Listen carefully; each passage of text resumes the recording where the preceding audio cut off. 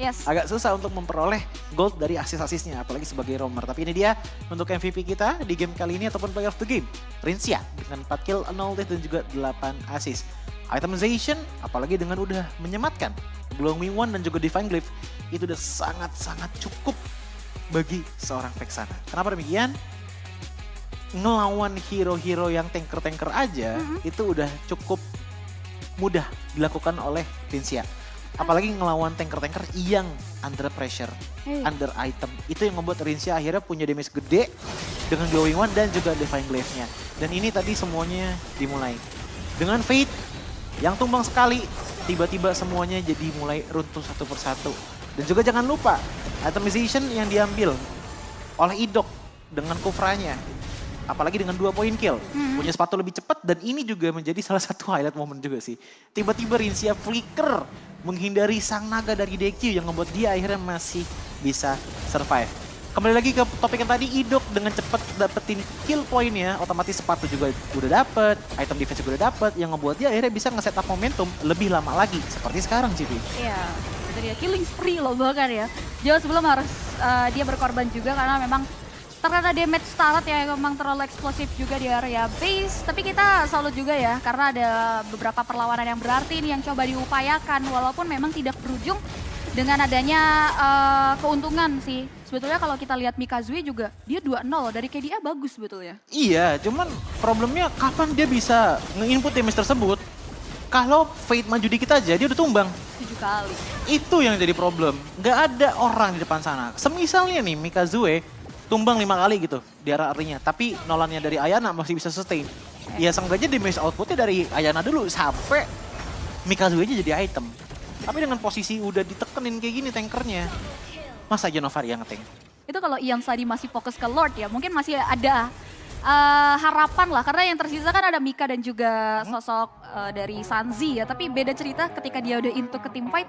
Yang ngebuat akhirnya wipe out tercipta. Dan bicara soal dari emblem yang udah sempat di-mention juga ya. Bahwa firmness dan juga tenacity yang ngebuat memang dari Ian itu sustain banget di area depan tadi. Yes, Bounty Hunter, Conclusive Blast ditambah lagi dengan time emblem yang ngebuat akhirnya Ian pun gak tumbang sama sekali. Walaupun kita sering banget ngelihat dia hampir dijemput oleh sang maut. Yes. Namun sisanya kalau kita ngeliat ke arah Toy, aku suka banget dengan adanya pengambilan Tenacity di tangan dari Toy dan juga Dairen. Ini yang membuat mereka akhirnya bisa sustain juga ngelawan damage-damage output tipikal Mikazuki dan juga Sanzi. Bahkan Sanzi pun di game kali ini mau selong shot apapun, yang maksimal bisa dia lakukan adalah mengurangi darah dari teman-teman RRQ Sena. Tapi ingat, ini lawannya Cloud.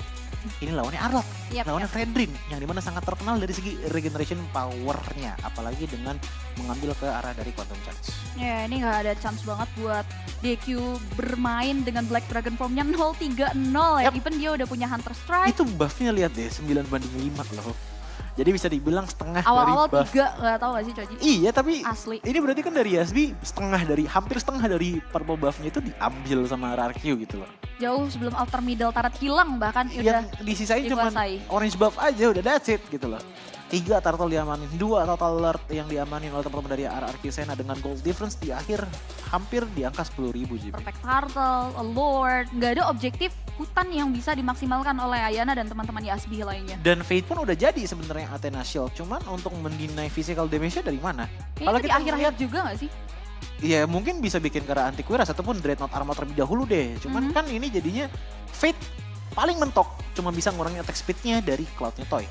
Tapi untuk dari segi damage potensialnya itu udah mulai susah untuk diturunin. Tapi ini dia untuk Rich Guy kita by GoPay dari Toy dengan 820 gold per menit yang dia bawakan. Beda sama di match sebelumnya dengan Aura ya dari Iron Shinki. Tapi kalau Toy di sini gameplaynya tipikal yang ada terus di saat team fight. Dan menurutku ini dari awal sampai mid to the late game.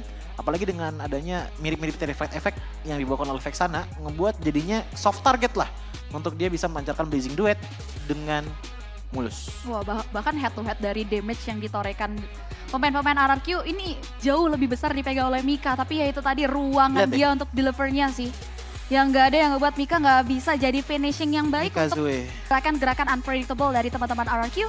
Dan untuk player of the game kali ini jatuh di tangan Ians dengan KDA yang tinggi bahkan untuk game kali 65% tim dia fight participation. Awal aja itu udah punya Blood Wings. Ditambah lagi dengan ada Holy Crystal. Gila itu mahal banget loh. Bener banget. Dan ditambah lagi dengan ada Divine Glyph. Stadium Sight. Gok. Ini dia. Item yang merusak Firaga armornya Xborg. Nanti kita bakal ngeliat untuk tim dari Yasbi itu udah punya item defense apa aja. Tapi menurutku untuk Radiant Armor sekarang nahan ke arah dari Joy sulit. Iya, sulit banget. Mungkin minimal 2 item sih. Radiant Armor plus dengan Athena itu udah benar-benar bisa minimalisir sih. Karena separah itu damage output dari Ian dengan dia bahkan tadi nggak sopan loh. Masuk ke arah mid lane ke dalam turret dengan posisi dia ditembak sama turret pun dia nggak masalah. Ya, aku suka banget sih posisi Ian tuh kasih follow up. Dia tahu betul dia bakal super normal untuk bisa di take off. Dan timing yang dia mainin di game kali ini tuh bener-bener ngebuat akhirnya posisi Ian nggak terdeteksi. Justru yang tadi bagus banget tuh yang aku lihat di mid lane tuh. Yang sama Ruby tadi sama Idok. Itu dapetin 2 point kill tuh juga udah cantik banget gitu loh. Timingnya untuk bagus banget. Dari RRQ. Iya, timingnya benar-benar bagus banget dari teman-teman RRQ Sena. Dan bahkan di menit 7, oke lah. Kill point mereka sama-sama di angka 7 dan 6. Dan ini yang tadi aku bilang tentang nggak sopan. Lihat bagaimana caranya pergerakan dari Sanzi dan juga teman-teman dari SB yang lainnya itu nggak bisa nahan even di dalam turret sekalipun. Iya, play dari teman-teman RRQ yang ngebuat ini ada satu momen dia ter-shutdown sebetulnya. Tapi again ditutup apa ya bisa dibilang kekosongan tersebut, hilangnya Ians dengan adanya damage yang memang eksplosif dari seorang Toy. Dan ini sih moment of truth di mana Lord belum muncul, timing dari Fate yang sebetulnya ternyata tidak begitu impact ya, karena selalu bisa didinal oleh teman-teman dari RRQ. Dapetin 1 orang, dapetin ke arah dari Idoknya. Cuman lihat bagaimana penalty zone langsung ngacoin sebelah kiri, last vicinity sebelah kanan. Ini untuk kanan kiri jalan pulangnya teman-teman dari Yasbi. Dan pada akhirnya mereka nggak punya jalan pulang sama sekali. Bahkan sampai di arah akhir aja, itu Ians masih bisa numbangin ke arah Xborg-nya teman-teman dari Yasbi loh. Ya, Xborg. Ya, yang kita tahu dia punya dribble yang cukup ya harusnya, tapi harus bertekuk lutut dengan sayatan Right Arm of Joy dari Ians, apalagi dia bawa Rapture juga kan. Oke, kalau kita lihat dari emblemnya pun Ayana udah cukup oke ngebawa ke tank emblem plus dengan adanya Brave Smite. Tapi Ians udah bawa Rapture dan juga adanya Encourage juga di tangannya. Yang secara nggak langsung sebenarnya ngasih damage sih. Walaupun nggak gede-gede banget, tapi itu damage yang konsisten gitu loh. Ke arah teman-teman dari Yasbi. Dan ngelihat dari segi itemization-nya di Ayana pun kita tidak ada melihat adanya Bloodlust X. Sebenarnya itu bukan hal yang salah gitu loh. Tapi ya balik lagi ini yang ngebuat akhirnya menjadi salah satu alasan kenapa Last Insanity-nya itu nggak bisa terlalu lama. Dan bahkan untuk dari segi item defensifnya pun item satu-satunya magic defense yang dia punya ada di tangan Radiant Armor.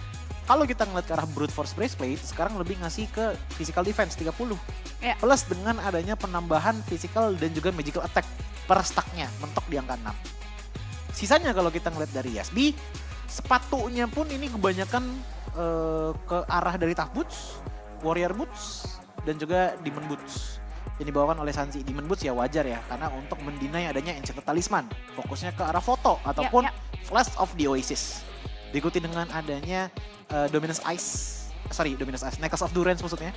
Untuk mengurangi absorb yang dimiliki oleh Ian. Cuman ngelihat Ian punya absorb tinggi, ditambah lagi dengan Rincia yang sesekali ngambil ke arah Heartguard-nya. Apalagi Rincia punya Enchanted Talisman dan juga Necklace of Durance. Ditambah lagi dengan sepatu cooldown. Ini yang ngebuat IMU-nya Rincia cukup pendek dari segi cooldown-nya. Dan opsinya lumayan banyak. License Insanity ada, Heartguard juga ada, bahkan di Eternal Welcome pun kalau mau juga ada. Walaupun menurutku agak berisiko ya. Karena kan tipikalnya makan dulu bentar, loading, habis itu baru dimuntahin lagi. Nah itu bisa jadi momen-momen rawan tuh. Fase itu dia bisa dihit dari berbagai momen rawan, iya itu maksudku. Dan Toy, gak ada tumbangnya sama sekali di game kali ini. Dan head to head sama Mika, sebenarnya Mika udah punya item yang jahat ya. Cuman memang ketika dia dimajuin sama adanya sosok Ians dan juga pergerakan dari Dairan yang beberapa kali selalu mengarah ke arah Mika, yang ngebuat dia nggak tenang banget di area laning. Dan Rage Guy by GoPay ini ada di tangan Ians dengan 822 gold per minute. Ini damage output dia dari Ians sih gede banget ya. Di angka 60.000 dan akhirnya menjadi the carry untuk di game kali ini. 2 title dipegang sama Ians, the carry dan juga Rage Guy-nya.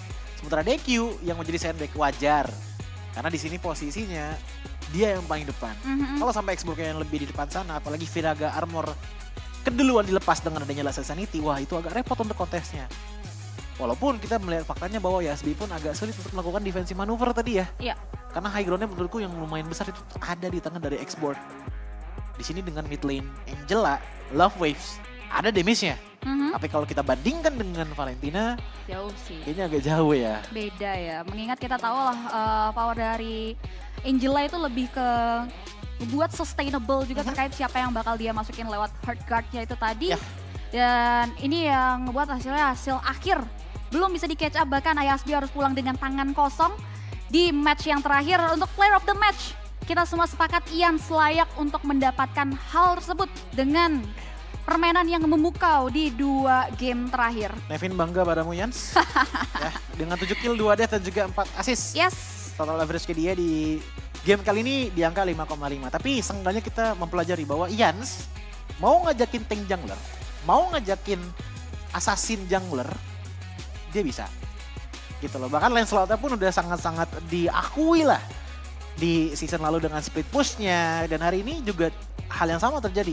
Makanya tadi aku sempat mikir kan, dia di arah rumputan depan orange buff.